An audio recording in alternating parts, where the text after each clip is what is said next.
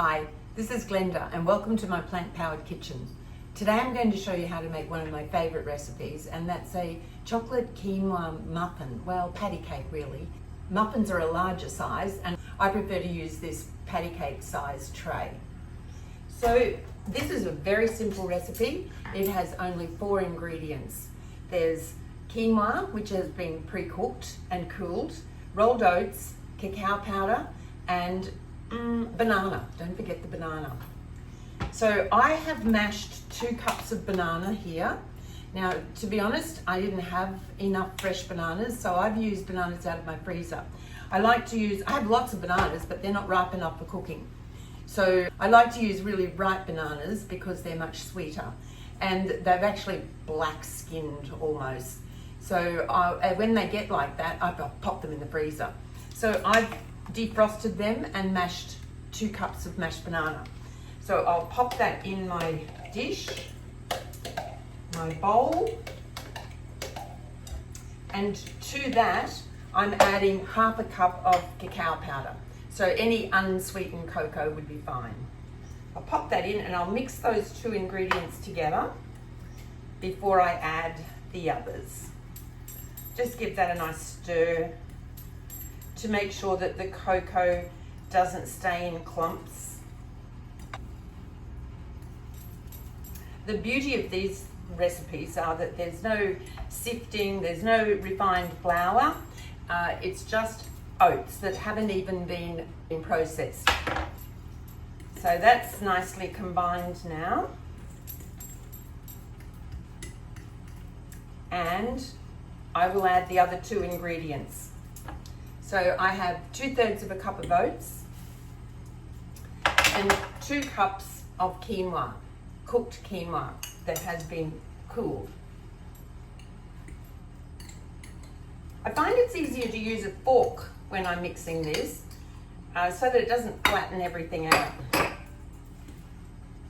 Now there's no rising agent in this cake, these patty cakes, so whatever size they are in the tin, that's the size they'll be when they've been cooked.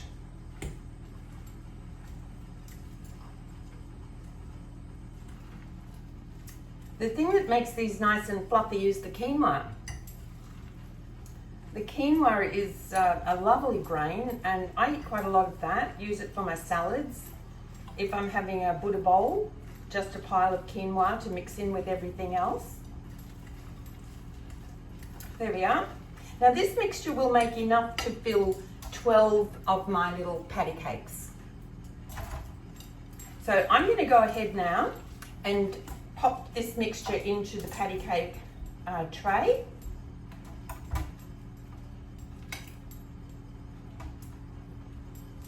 And just fill them up to the top. And as I said, there's no rising agent, so that's the size that we will end up having.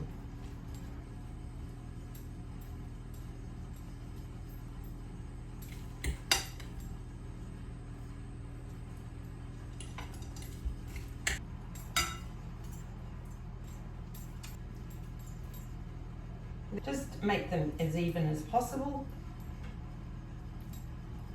And then on top, I've got a slice of banana, just as decoration.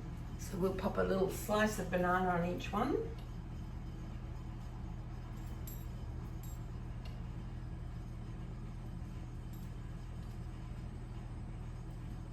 You can put chocolate nibs on the top.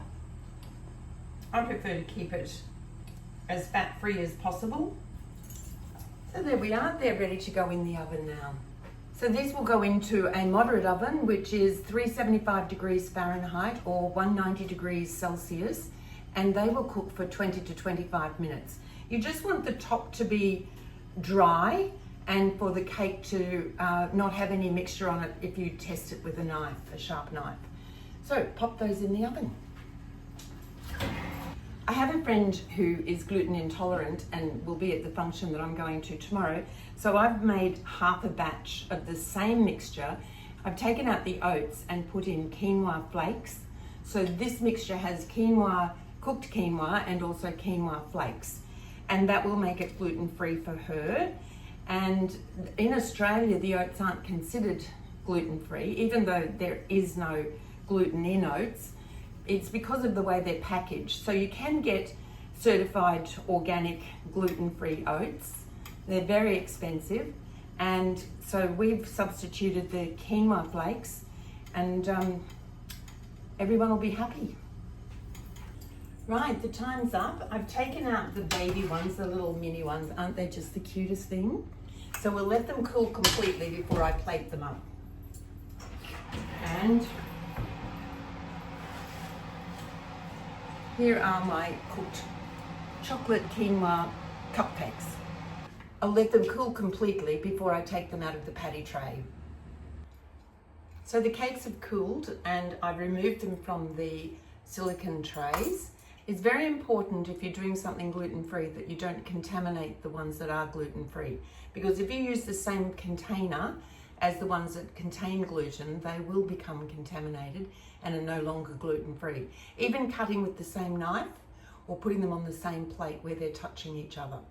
So I've kept the little mini ones separate and they look fantastic. And here are the normal sized cupcakes. I think now we have a solution for a gluten-free chocolate quinoa cupcake. Thank you for watching. The full recipe will be in the description underneath the video. And if you like these recipes, please subscribe to my channel and forward the link to anyone you think might be interested. Bye now from Glenda's Plant Powered Kitchen.